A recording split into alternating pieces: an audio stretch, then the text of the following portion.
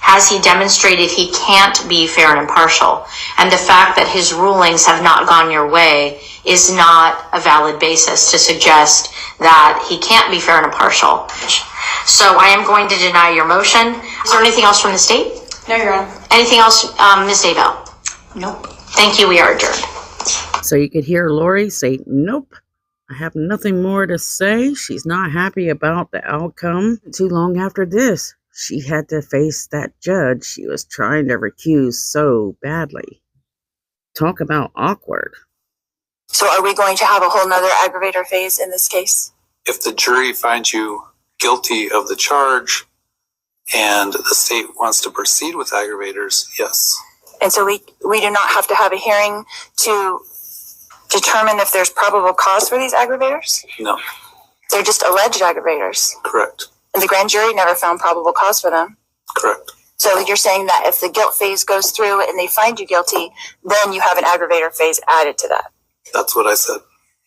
He's given her an overwhelming amount of time and chances to avoid making a fool of herself. And she just insists on doing that. I think she believes she's in a classroom.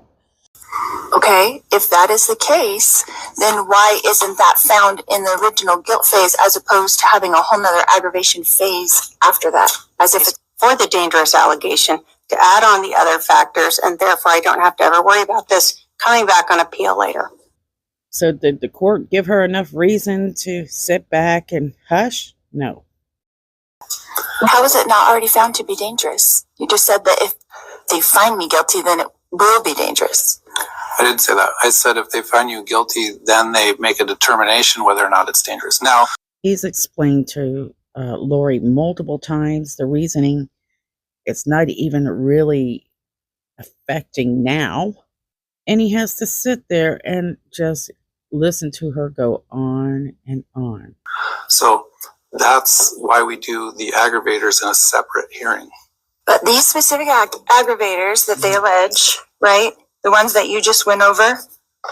I don't know how else to explain it to you. So, well, you can... Are you entitled to that? And I'm not entitled to a hearing on probable cause. You're entitled to have an aggravation phase. Well, if you don't want to attend, you don't have to attend. Of evidence in this case we're going to see is probably going to be text messages between Lori Vallow Daybell and her brother Alex Cox. These messages allegedly discuss plans to harm Brandon Boudreaux, her nephew-in-law.